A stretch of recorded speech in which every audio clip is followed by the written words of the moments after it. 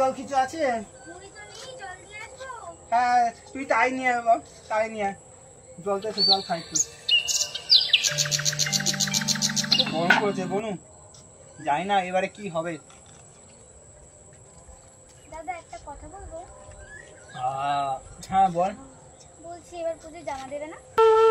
বনু তুই তো সবই জানিস, এই বর্ষা সব ডুবে গেছে, কিছুই করতে পারিনি।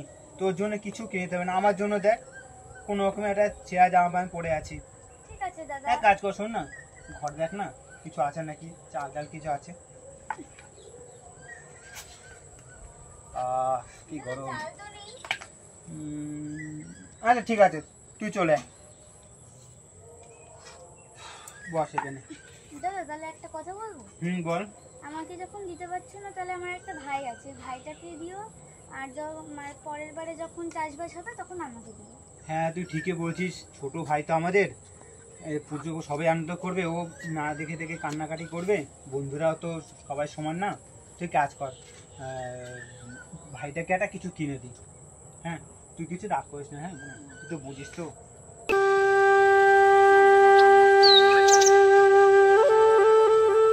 ঠিক আছে আমি চললাম জমিতে, হ্যাঁ জলটা নিয়ে গেলাম। হ্যাঁ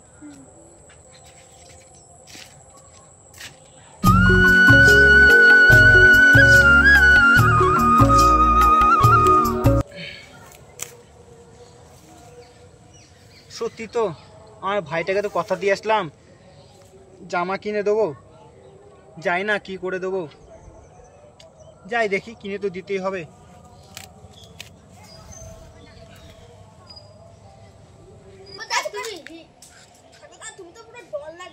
আর ফোনটা কেমন দেখ, ফোনটা কিনলাম আইফোন,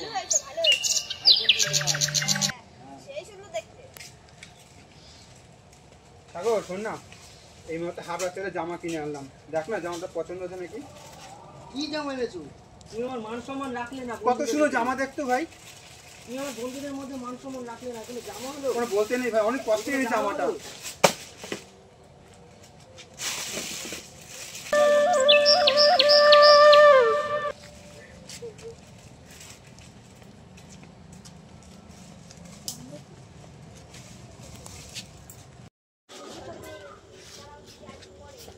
সাগর ভাই, আমি তোর বড় বলছি, এই জামাটা তোর দাদা দিয়েছে কষ্ট করে, এই জামাটা তুই ওই পরে ঠাকুর দেখতে যাস।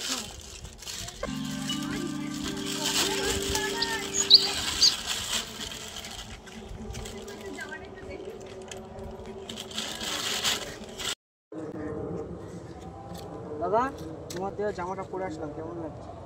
আরে ভাই তুই আমাদের জামাটা পরেছিস, ভাই তোকে খুব সুন্দর লাগছে ভাই, খুব সুন্দর লাগছে ভাই, তোমার দেওয়া জামাটা পুরো ভাই সলমান খান আমার। গুড গুড, চ ভাই ঠাকুর দেখেছি, চল।